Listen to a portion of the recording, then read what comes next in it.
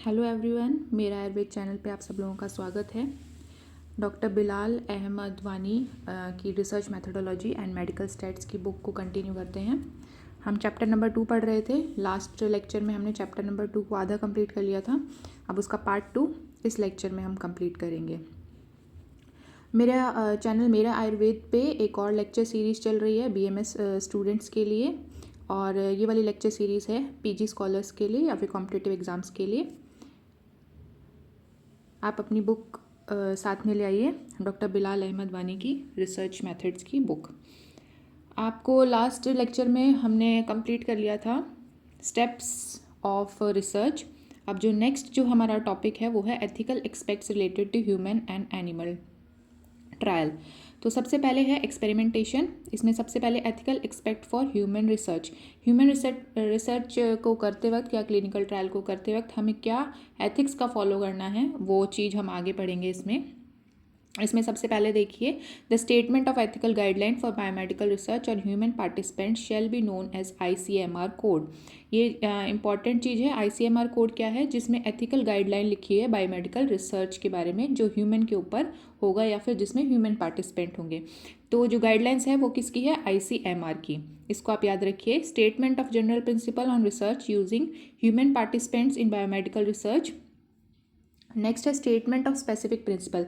तो इस जो गाइडलाइन में लिखा है, हमारे जनरल प्रिंसिपल्स लिखे हैं और स्पेसिफिक प्रिंसिपल्स लिखे हैं, जो हम अपनी जब रिसर्च करेंगे उसमें फॉलो करेंगे। अब इसका बैकग्राउंड देखिए। बैकग्राउंड में इंपॉर्टेंट चीज़ जो है, इसमें पूरी स्टोरी लिखी हुई है कि वर्ल्ड वॉर सेकंड के बाद या फिर वर्ल्ड वॉर सेकंड के दौरान जो भी ह्यूमन रिसर्चेज हुई थी या फिर ह्यूमन पार्टिसिपेंट जिस रिसर्च में थे, उन पे क्या हुआ था, बहुत ज़्यादा ग्रेव रिस्क था या फिर डेथ हो गई थी पार्टिसिपेंट्स की। उसके बाद जो है ये फॉर्मुलेट किया गया कि जो है रिसर्च, जो ह्यूमन रिसर्च होगी उसमें एथिक्स फॉलो होंगे। तो सबसे पहले आप देखिए, जो हाईलाइट करा हुआ है मैंने, the first international statement on the ethics of medical research using human subject namely the Nuremberg code was formulated in 1947। बहुत ही इंपॉर्टेंट है, एग्जाम्स में आता है। न्यूरेमबर्ग कोड जो है, सबसे पहले न्यूरेमबर्ग कोड जो फॉर्मुलेट हुआ था 1947 में, उसमें जो है इंटरनेशनल स्टेटमेंट दी गई थी, जिसमें लिखा था मेडिकल रिसर्च में क्या एथिक्स फॉलो किए जाएंगे। Although the informed consent for participation was recorded in 1900। तो जो न्यूरमबर्ग कोड था 1947 में सिर्फ गाइडलाइंस दे दी गई थी एथिक्स में कि क्या एथिक्स फॉलो करने हैं। बाकी जो इन्फॉर्म्ड कंसेंट के बारे में था कि पार्टिसिपेशन के लिए इन्फॉर्म्ड कंसेंट जो साइन होता है फॉर्म, वो 1900 में इंक्लूड किया गया था। नेक्स्ट देखिए, इन 1966 में क्या हुआ था? The international covenant on civil and political rights specifically stated. ये चीज़ याद रखनी है सारी कि 1966 में किसने क्या बोला। No one shall be subjected to torture और टू क्रूअल, इनह्यूमन और डिग्रेडिंग ट्रीटमेंट और punishment. In particular, no one shall be subjected without his consent to medical और साइंटिफिक ट्रीटमेंट। अब देखिए, ऊपर जब न्यूरमबर्ग कोड आया था 1947 में, उस टाइम जो इन्फॉर्म्ड कंसेंट था उसके बारे में कुछ नहीं दिया गया था। फिर इन्फॉर्म्ड कंसेंट के बारे में 1900 में रिकॉर्ड किया गया था। देन उसके बाद 1966 में जब international convent on civil and political rights जो आया, उन्होंने क्या करा, उन्होंने बोला कि विदाउट कंसेंट कोई भी मेडिकल या फिर साइंटिफिक ट्रीटमेंट नहीं होगा। नेक्स्ट है अब एक बहुत ही इंपॉर्टेंट, सबसे जो इन तीनों में सबसे ज़्यादा इंपॉर्टेंट है, वो है council for international organisation of medical sciences CIOMS। In 1964 at Helsinki, the World Medical Association formulated general principles and specific guideline on the use of human subject in medical research known as Helsinki Declaration। तो Helsinki declaration जो हुआ था वो Helsinki नामक जगह पर हुआ था 1964 में। किसके द्वारा हुआ था? Council for international organisation of medical science. और जो इसमें डिक्लेरेशन था उसमें क्या बताया गया था? जनरल और स्पेसिफिक गाइडलाइंस दी गई थी। ह्यूमन सब्जेक्ट को मेडिकल रिसर्च में अगर आप रखते हो तो क्या एथिक्स फॉलो होंगे, उसके जनरल प्रिंसिपल्स और स्पेसिफिक गाइडलाइंस हेलसिंकी डिक्लेरेशन में लिखी हुई है, जो 1964 में लिखी गई थी। अब देखिए, इन February 1980 the Indian council of medical research ICMR released a policy statement of ethical consideration involved in research on human subject for the benefit of all those involved in clinical research in India. अब India की बात करते हैं तो India में February 1980 में ICMR ने जो है एथिकल कंसिडरेशन करके एक पॉलिसी स्टेटमेंट दिया था, जिसमें कि बेनिफिट मतलब जो आपकी क्लिनिकल रिसर्च हो रहे हैं उनके बारे में आपकी पूरी पॉलिसी को समझाया गया है। नेक्स्ट 1982 में WHO और CIOMS दोनों ने मिलकर एक पर्पस मतलब एक जो क्या बोलते हैं इशू करा है, प्रपोज्ड इंटरनेशनल गाइडलाइन, मतलब गाइडलाइन इशू करी थी, proposed international guidelines for biomedical research involving human subject. तो याद रखिएगा 1982 में WHO और CIOMS दोनों ने मिलकर जो है गाइडलाइंस दी हैं। Subsequently, the CIOMS brought out the International Ethical Guideline for Biomedical Research Involving Human Subjects in 1993। अब 1982 में WHO और CIOMS दोनों ने जो थी इंटरनेशनल गाइडलाइंस दी थी, उसी के साथ साथ 1993 में CIOMS ने अकेले जो है international ethical guidelines for biomedical research, जिसमें कि ह्यूमन सब्जेक्ट इन्वॉल्व होंगे, उसके ऊपर गाइडलाइंस दी है 1993 में। तो एक बार दोबारा देख लेंगे। न्यूरेमबर्ग कोड जो फॉर्मुलेट हुआ था 1947 में, जिसमें कि इन्फॉर्म्ड कंसेंट के बारे में नहीं लिखा गया था, सिर्फ एक स्टेटमेंट दी गई थी एथिक्स ऑफ मेडिकल रिसर्च की। फिर इन्फॉर्म्ड कंसेंट का जो है वो रिकॉर्ड हुआ था 1900 में। फिर 1966 में international covenant on civil and political rights आया, जिसमें कि मतलब ये लिखा गया कि विदाउट कंसेंट आप मेडिकल या फिर साइंटिफिक ट्रीटमेंट नहीं कर सकते किसी भी सब्जेक्ट पे। उसके बाद आया था हमारा हेलसिंकी डिक्लेरेशन, जो कि CIOMS ने दिया था हेलसिंकी नामक जगह पर 1964 में। CIOMS की फुल फॉर्म है council for international organisation of medical science. Helsinki declaration में क्या है, जनरल और स्पेसिफिक गाइडलाइंस है अगर आप ह्यूमन सब्जेक्ट को मेडिकल रिसर्च में यूज़ करते हैं उसके लिए। फिर आते हैं इंडिया में। February 1980 में ICMR ने एथिकल कंसिडरेशन दी थी ह्यूमन सब्जेक्ट के ऊपर, जो भी रिसर्चेस होंगे उसके बारे में। फिर 1982 में WHO और CIOMS ने मिलकर जो है इंटरनेशनल गाइडलाइंस दी हैं बायोमेडिकल रिसर्च के बारे में। फिर CIOMS ने अकेले 1993 में इंटरनेशनल एथिकल गाइडलाइंस दी थी। तो ये सारी चीज़ें याद रखने की है, बहुत इंपॉर्टेंट है एग्जाम पॉइंट ऑफ व्यू से। अब आती है general statement. The purpose of such research is that should be directed toward the increase of knowledge about the human condition। ये हम पहले पढ़ चुके हैं कि आपकी रिसर्च का पर्पस होना चाहिए कि वो नॉलेज को बढ़ाए। Such research is conducted under condition that no person or person become a mere means for the betterment of other। ऐसा नहीं है कि दूसरे के बेटरमेंट के लिए आप जो आपने जो ह्यूमन ट्रायल कर रहे हैं वो उसके लिए बहुत ही नुकसानदायक हो, ताकि वो दूसरों के लिए फ़ायदेमंद हो, ऐसा नहीं करनी है, ऐसी रिसर्च नहीं करनी है। Dealt with dignity and wellbeing, dignity और वेलबींग भी मेंटेन रखना है जो आपके सब्जेक्ट है उनका। Regime of evaluation at all stages of proposal, इसमें क्या है कि इवेल्युएशन होता रहेगा जैसे जैसे आपकी रिसर्च बढ़ती आगे चलती रहेगी, हर स्टेप पे आपका इवेल्युएशन होता रहेगा रिसर्च का। अब है statement of general principle. Statement of general principle में बहुत सारे प्रिंसिपल्स आते हैं, जैसे प्रिंसिपल ऑफ एसेंशियलिटी। एसेंशियलिटी मतलब अगर आपकी रिसर्च नेसेसरी है तो ही वो कंडक्ट की जाए, वरना उसको रहने दिया जाए। फिर है principles of voluntariness, informed consent and community agreement. Informed consent लिया जाएगा पार्टिसिपेंट का, और एग्रीमेंट होगा अगर कोई कम्युनिटी इन्वॉल्व हो रही है तो कम्युनिटी एग्रीमेंट करेगी, ठीक है। फिर थर्ड है प्रिंसिपल्स ऑफ नॉन एक्सप्लॉयटेशन, आप अपने सब्जेक्ट को किसी भी तरीके से एक्सप्लॉयट नहीं करेंगे। Principles of privacy and confidentiality, कोई ऐसा डिसीज़ है जिसमें आपको प्राइवेसी या कॉन्फिडेंशियलिटी मेंटेन करनी है पार्टिसिपेंट की तो वो भी करनी पड़ेगी। Principle of precaution and risk minimisation, आपकी रिसर्च में अगर कोई रिस्क है तो उसके लिए प्रिकॉशंस क्या हैं, और अगर रिस्क है तो उसको कैसे मिनिमाइज करना है। प्रिंसिपल ऑफ प्रोफेशनल कॉम्पिटेंस, आप जो हैं जो रिसर्चर है वो कॉम्पिटेंट होना चाहिए और वेल क्वालिफाइड होना चाहिए रिसर्च को कैरी आउट करने के लिए। Principle of accountability and transparency, आपकी रिसर्च बिल्कुल ट्रांसपेरेंट होनी चाहिए, इम्पार्शियल होनी चाहिए, ऑनेस्ट होनी चाहिए। Principle of maximisation of public interest and of distributive justice. Maximisation of public interest, आपकी रिसर्च जो है उसका मेन पर्पस होना चाहिए कि वो पब्लिक के काम आए, पब्लिक इंटरेस्ट के लिए हो, पब्लिक के हित में हो। एंड ऑफ डिस्ट्रीब्यूटिव जस्टिस मतलब सब में इक्वली, अगर रिसर्च आपकी अच्छी है, मान लीजिए आपने कोई वैक्सीन डिस्कवर करी है तो वो डिस्ट्रीब्यूटिव जस्टिस मतलब सभी तबके के लोगों को बराबरी डिस्ट्रीब्यूट होगी। प्रिंसिपल ऑफ इंस्टीट्यूशनल अरेंजमेंट, आपकी रिसर्च के लिए इंस्टीट्यूशनल अरेंजमेंट सारे आपने पहले देख रखे हैं या फिर अच्छे से इंस्टीट्यूशनल अरेंजमेंट आपको करना पड़ेगा। Principle of totality of responsibility, participant की पूरी रिस्पॉन्सिबिलिटी रिसर्चर की होगी। Principle of public domain, public domain मतलब आपकी रिसर्च आपने कंप्लीट कर ली है तो वो आपकी जिम्मेदारी है कि आप उसको पब्लिक करें या फिर पब्लिक डोमेन में सामने लेकर आएँ। प्रिंसिपल ऑफ कंप्लायंसेस, कंप्लायंसेस का मतलब है कि आप जो है जो आपको गाइडलाइन दी गई है उस पर आप उसको इंश्योर करें कि आपने सारी गाइडलाइन को फॉलो करा है या फिर सारे नॉर्म्स को फॉलो करा है। अब नेक्स्ट आता है इसमें नीड फॉर एथिकल रिव्यू। ये इतना इंपॉर्टेंट नहीं है, इसमें एक लाइन देखिए, regulatory and ethical guideline for biomedical research for human subject and ICH GCP and Indian GCP guidelines are some of the important document for the references of researcher. अब researcher जो है वो किसको रेफरेंस बना सकता है अपना एथिकल गाइडलाइन, अगर किसी को पढ़नी है या फिर रेगुलेटरी नॉर्म्स पढ़ने हैं कि कैसे उसको रिसर्च करनी है, तो वो ICH GCP या इंडियन GCP गाइडलाइंस को पढ़ सकता है। GCP क्या है? Good clinical practice guidelines are set up to conduct the clinical trial which cover standard for clinical study, design, conduct, monitoring, termination, audit, analysis, reporting and documentation. तो बस इसमें यही है कि अगर आप रिसर्च में एक एथिकल जो गाइडलाइंस है उसका रेफरेंस लेना चाहते हैं तो आप ICH GCP या फिर इंडियन GCP से हेल्प ले सकते हैं। अब आते हैं इन्फॉर्म्ड कंसेंट के बारे में। इसको इन्फॉर्म्ड कंसेंट क्या होती है? इन्फॉर्म्ड कंसेंट फॉर्म ICF जो है विद पार्टिसिपेंट और patient information sheet. Patient information sheet की जो शॉर्ट फॉर्म है वो है PIS। तो इन्फॉर्म्ड कंसेंट आप सब लोगों को पता ही है कि जब आप रिसर्च शुरू करते हैं तो अपने पार्टिसिपेंट या फिर सब्जेक्ट से एक कंसेंट फॉर्म साइन कराते हैं जिसमें आप सब कुछ मेंशन करेंगे अपनी रिसर्च के बारे में।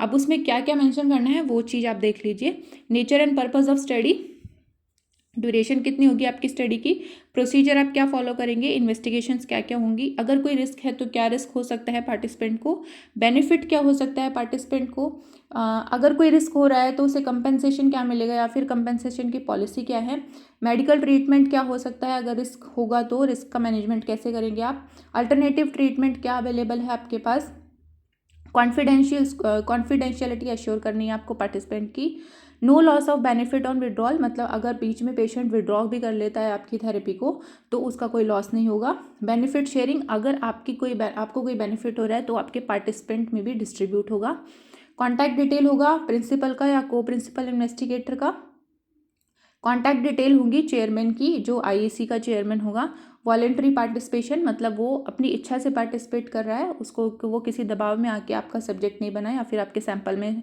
इंक्लूड नहीं हुआ, काउंसलिंग होनी चाहिए, कंसेंट फॉर टेस्टिंग, जैसे अगर आप HIV वगैरह के पेशेंट ले रहे हैं तो काउंसलिंग होगी, storage period of biological sample and related data with choice, आप जो है डाटा को स्टोर कर सकते हैं, उसको भी बताना होगा कि आपका ये डाटा हमारे पास इतने सालों तक प्रिजर्व रहेगा या फिर इस डाटा को हम हमेशा रखेंगे, या फिर जो आपका जैसे जिस टाइप की आपकी स्टडी है वो सब आपको अपने कंसेंट फॉर्म में इंक्लूड करनी पड़ेगी। Ethical principles in animal experimentation. अब है एनिमल एक्सपेरिमेंटेशन में आपको क्या प्रिंसिपल फॉलो करने हैं वो देखते हैं। Animal experiments are widely use to develop new medicine and test the safety of other product. जब मैंने आपको बताया था प्री क्लिनिकल जब हम स्टडी या प्री क्लिनिकल रिसर्च जब हम पढ़ते थे टाइप्स ऑफ रिसर्च के बारे में, उसमें बताया गया था कि एनिमल जो एक्सपेरिमेंट है या फिर प्री क्लिनिकल जो रिसर्च है वो एनिमल्स पे ही की जाती है। वो किस लिए की जाती है कि या तो कोई नई मेडिसिन डेवलप करें या फिर किसी मेडिसिन की सेफ्टी देखने के लिए। अब इसमें दो पोजीशंस होती है एनिमल एक्सपेरिमेंट में, एक तो इन फेवर होगी या फिर अगेंस्ट एनिमल एक्सपेरिमेंट होगी।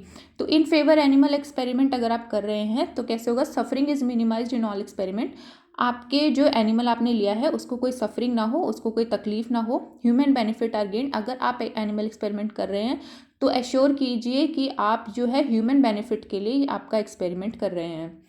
अगेंस्ट एनिमल एक्सपेरिमेंट है, it causes suffering to animal, मतलब अगेंस्ट मतलब कि एक्सपेरिमेंट आप क्यों ना करें, मतलब जो है experiment on animals are always unacceptable, मतलब एक्सेप्ट क्यों नहीं किया जाता अगर आप एनिमल पे एक्सपेरिमेंट कर रहे हैं, क्योंकि वो सफरिंग कॉज करता है, एनिमल को तकलीफ देता है।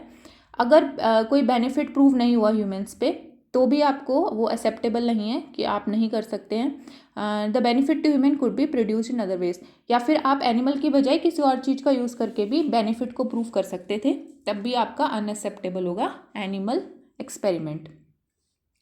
अब देखिए 3R प्रिंसिपल्स आपको यूज़ करने हैं अगर आप एनिमल एक्सपेरिमेंटेशन कर रहे हैं तो, रिडक्शन, रिफाइनमेंट या रिप्लेसमेंट। अब देखिए रिडक्शन मतलब क्या है, reducing the number of animals used in experiment. मान लीजिए आप कोई एक्सपेरिमेंट कर रहे हैं उसमें आप मिनिमम नंबर ऑफ जो है एनिमल्स यूज़ करेंगे, मैक्सिमम नंबर यूज़ नहीं करेंगे।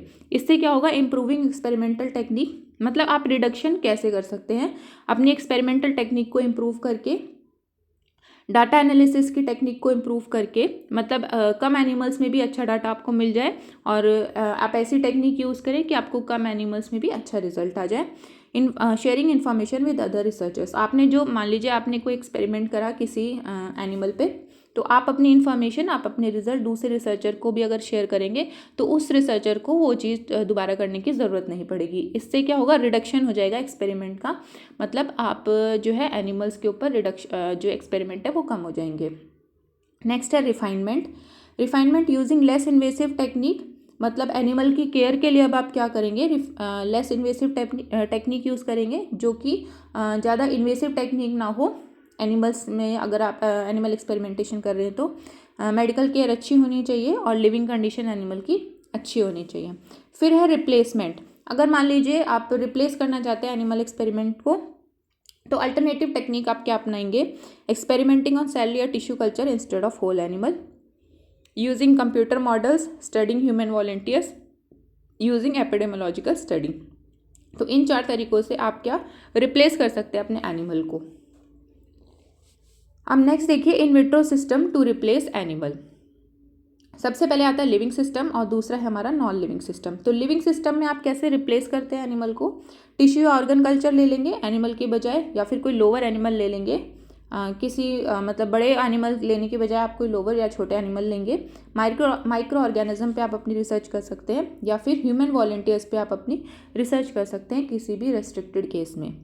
नॉन लिविंग चीज़ को हम कैसे यूज़ करेंगे, केमिकल्स पे आप अपनी रिसर्च कर सकते हैं, मैकेनिकल मॉडल पे कर सकते हैं, मैथमेटिकल मॉडल पे कर सकते हैं, कंप्यूटर सिमुलेशन कर सकते हैं, डीएनए रिकम्बिनेंट टेक्नोलॉजी या फिर सिंथेटिक सब्सटेंस को लेकर भी आप ये जो है एक्सपेरिमेंट कर सकते हैं। इसका मतलब ये है कि आप एनिमल को रिप्लेस करके लिविंग सिस्टम में आप क्या चीज़ यूज़ कर सकते हैं और नॉन लिविंग सिस्टम में आप क्या चीज़ यूज़ कर सकते हैं अपने एक्सपेरिमेंट के लिए।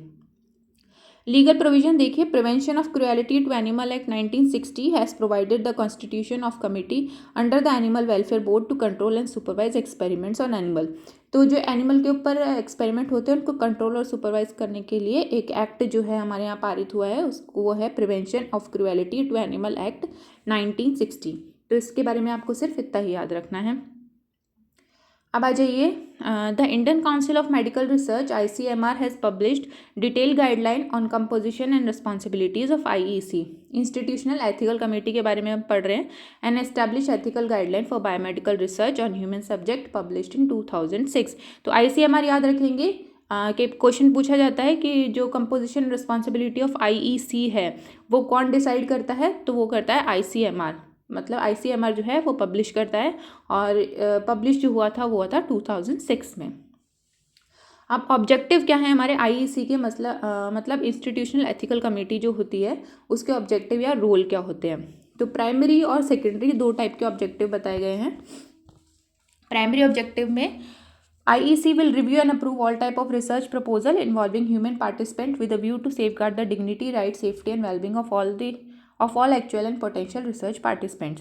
IEC क्या करेगा, रिव्यू करेगा या अप्रूव करेगा, जितने भी आप रिसर्च प्रपोजल लेके जाएंगे उनको वो क्या करता है, रिव्यू करता है, देखता है, अच्छे से पढ़ता है और उसके बाद उसको अप्रूवल देता है कि ये रिसर्च आप कर सकते हैं कि नहीं कर सकते, या फिर जो आपकी रिसर्च है वो डिग्निटी, राइट और सेफ्टी या वेलबींग जो है वो एश्योर करती है कि नहीं ह्यूमन पार्टिसिपेंट का। सेकेंडरी ऑब्जेक्टिव जो है IEC का क्या है, GCP कंपैटिबिलिटी, मतलब गुड क्लिनिकल प्रैक्टिसेस कंपैटिबल होनी चाहिए आपकी रिसर्च में। पब्लिशिंग, आप कहाँ पब्लिश करेंगे या कैसे पब्लिश करेंगे। रेगुलेटरी अथॉरिटी कौन सी होगी आपकी। Data exchange and acceptability between countries, अगर आपका जो डाटा आपका निकल कर आया है उसको कैसे आप दूसरी कंट्रीज़ में एक्सचेंज करेंगे। और स्टैंडर्ड यूनिफॉर्मिटी, मतलब आपकी रिसर्च के दौरान एक यूनिफॉर्मिटी बनी रहे या फिर आपके डाटा में एक यूनिफॉर्मिटी बनी रहे, उसको वो भी है हमारा रोल है IEC का, जो कि सेकेंडरी ऑब्जेक्टिव है, सेकेंडरी रोल कहा जा सकता है। अब इसमें लास्ट में देखिए, the IEC will review the proposal before start of the study as well as monitor the research throughout the study. IEC क्या करेगा, जो आपकी स्टडी स्टार्ट होने से पहले भी मॉनिटर करेगा और थ्रू आउट द स्टडी वो लगातार मॉनिटर करता रहेगा। हर स्टेप को भी मॉनिटर कर सकता है या फिर हर पीरियड, मतलब हर 6 महीने के बाद या साल भर के बाद जो है वो IEC रिव्यू कर सकता है आपकी रिसर्च को। अब जो मेन पॉइंट है वो है कंपोजिशन एंड क्वोरम ऑफ आईईसी। बहुत ही इंपॉर्टेंट है कि कंपोजिशन क्या होता है आईईसी का। तो नंबर ऑफ मेंबर्स इसमें रहेंगे मिनिमम 7 और मैक्सिमम 12 से 15, यानी 12 से 15। तो याद रखना है कि मिनिमम 7 जो है 7 रहेंगे और मैक्सिमम 12 to 15। कोरम में हमारे होते हैं 5 मेंबर्स और चेयरपर्सन हमारा जो होता है आईईसी में वो आउटसाइड होता है, इंस्टीट्यूशन से नहीं होता, इंस्टीट्यूशन के बाहर से चेयरपर्सन होता है। अब मेंबर की डिटेल देखिए। चेयरपर्सन जो कि बाहर से होगा, 1 to 2 बेसिक मेडिकल साइंटिस्ट होंगे, 1 to 2 क्लिनिशियन होंगे, एक लीगल एक्सपर्ट होगा या फिर रिटायर्ड जज होगा, सोशल साइंटिस्ट होंगे एक, या फिर representative of non governmental voluntary agency NGO के होंगे, या फिर है हमारा एक फिलोसफर, एक ले पर्सन और एक मेंबर सेक्रेटरी। तो ये सारे कंपोजिशन आपको याद रखने हैं कि कितने लोग होंगे मिनिमम, कितने होंगे मैक्सिमम। कोरम में होने चाहिए 5 मेंबर्स और मेंबर की डिटेल आपको याद रखनी पड़ेगी।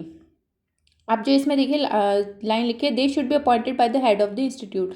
जिस इंस्टीट्यूट में आईईसी कमेटी बन रही है उसका जो हेड होगा वही इन सारे मेंबर्स को अपॉइंट करेगा।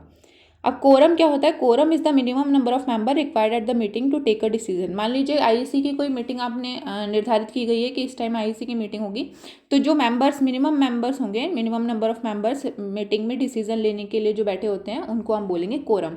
तो कोरम में है हमारे 5 मेंबर्स। इसका मतलब अगर 5 मेंबर्स डिसीजन लेंगे मीटिंग में बैठ के तो वो डिसीजन माना जाएगा। फिर आते हैं इसमें एथिकल रिव्यू प्रोसीजर। हाँ, एथिकल रिव्यू प्रोसीजर में सेकंड पॉइंट जो है, जब the proposal will be send to members at least 2 weeks in advance. जो आपका प्रपोजल होगा रिसर्च का वो आप मेंबर्स को 2 वीक पहले एडवांस में भेज दिया जाता है। अब आता है decision making. Decision will be made only in meetings where quorum is complete. अब मान लीजिए आपने प्रपोजल दे दिया और मीटिंग सेट हो गई कि इस दिन मीटिंग होगी, फिर जो डिसीजन आपकी जो प्रपोजल पे लिया जाएगा वो कोरम द्वारा लिया जाएगा। कोरम में 5 मेंबर होते हैं, तो मीटिंग में जब पूरा कोरम कंप्लीट हो जाता है, मतलब 5 मेंबर पूरे हैं, तभी डिसीजन लिया जाएगा। Only members can make the decision, the expert consults will only offer their opinion. जो मेंबर होंगे कोरम के सिर्फ डिसीजन वही ले सकते हैं, बाकी जो अगर एक्सपर्ट्स भी अगर आपने अपनी मीटिंग में बुला रखे हैं या बैठा रखे हैं तो वो सिर्फ ओपिनियन दे सकते हैं, वो डिसीजन नहीं दे सकते या फिर वो कुछ डिसाइड नहीं कर पाते। अब आता है इंस्टीट्यूशनल एनिमल एथिक्स कमेटी। ये जो पहले था इंस्टीट्यूशनल एथिक्स कमेटी, ये ह्यूमन ट्रायल के लिए था। अब एनिमल ट्रायल के लिए अगर आप करते हैं तो क्या करना पड़ेगा उसमें देखिए। अब prevention of cruelty to animal, PCA act 1960 हमने पढ़ी लिया, as amended in 1982 is to prevent infliction of unnecessary pain और सफरिंग टू एनिमल। जो 1960 का एक्ट था वो अमेंड हुआ 1982 में। उसमें क्या लिखा गया कि अननेसेसरी पेन और सफरिंग जो होती है एनिमल्स को, उसको प्रिवेंट किया जाए। The central government has constituted a committee for the purpose of control and supervision of experiment on animal. ये बहुत इंपॉर्टेंट है, CPCSEA। तो जो इसकी फुल फॉर्म है committee for the purpose of control and supervision of experiment on animal, which is duly bound to take all such measures as may be necessary to ensure that animal are not subjected to unnecessary pain or suffering before, during and after the performance of experiments on them। तो ये जो committee होगी हमारी CPCSEA, मतलब जो control करेगी, C for control and S for supervision of experiments on animal. ये क्या करेगी? अननेसेसरी पेन और सफरिंग ना हो रहा हो किसी एनिमल को बिफोर, मतलब पहले, और ड्यूरिंग आपकी रिसर्च या फिर आफ्टर आपके रिसर्च। फिर इसके बाद for this purpose government has made breeding of an experiment on animal control and supervision rules 1988 as amended during 2001 and 2006 to regulate the experimentation on animal. तो ये सारी चीज़ें आपको याद रखनी है। सबसे पहले पीसीए जो prevention of cruelty to animal act था 1960 में, उसको अमेंड किया गया 1982 में, वो अननेसेसरी पेन एंड सफरिंग्स के लिए था। फिर सेंट्रल गवर्नमेंट ने एक कमेटी बनाई CPCSEA, उसमें भी उन्होंने यही कहा था कि अननेसेसरी पेन और सफरिंग बिफोर, ड्यूरिंग और after performance of experiment animals पे ना हो, उसको सुपरवाइज करने के लिए कमेटी बनाई गई थी। अब आता है IAEC की कंपोजिशन। जो हमने पहले पढ़ी थी वो थी IEC की, अब IAEC मतलब इंस्टीट्यूशनल एनिमल एथिकल कमेटी की जो कंपोजिशन है वो क्या है? इसमें 8 एलिजिबल मेंबर्स होते हैं। उसमें कितने थे? मिनिमम 7 और मैक्सिमम 12 to 15। इसमें 8 ही होंगे एलिजिबल मेंबर्स। इसमें कौन कौन से हैं देखिए, a biological scientist, 2 scientist from different biological disciplines, a veterinarian involved in the care of animal, scientist in charge of animal facility of established concern, a scientist from outside of the institute, a non scientific socially aware member, a nominee of CPCSEA। तो ये important है कि CPCSEA मतलब जो committee है central government की, उसका भी एक नॉमिनी होना चाहिए। अब देखिए इसमें the duration of IAEC is for 3 years and is required to be reconstituted at the time of renewal of registration. तो IAEC के जो मेंबर्स होते हैं उनको हर 3 साल बाद जो है रिन्यूअल होता है उनका, या तो उसी को कंटिन्यू भी करा जा सकता है, नहीं तो टाइम ऑफ रजिस्ट्रेशन पे रिन्यूअल भी होता है, तो वो 3 years के लिए होता है। IEC का भी 3 years का ही है हमारा ड्यूरेशन। अब इसमें कोरम जो है IAEC, उसमें क्या रिक्वायरमेंट है, the minimum of 6 members are required to compose a quorum, और उसमें कितने थे, 5 मेंबर्स। IEC में 5 मेंबर्स थे और IAEC में 6 मेंबर्स हैं।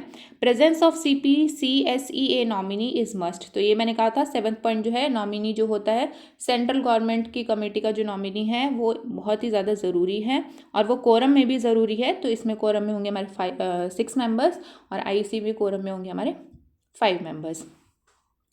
तो आज के लिए इतना ही, ये चैप्टर कंप्लीट होता है। नेक्स्ट लेक्चर में चैप्टर नंबर 3 से स्टार्ट करेंगे। Thank you.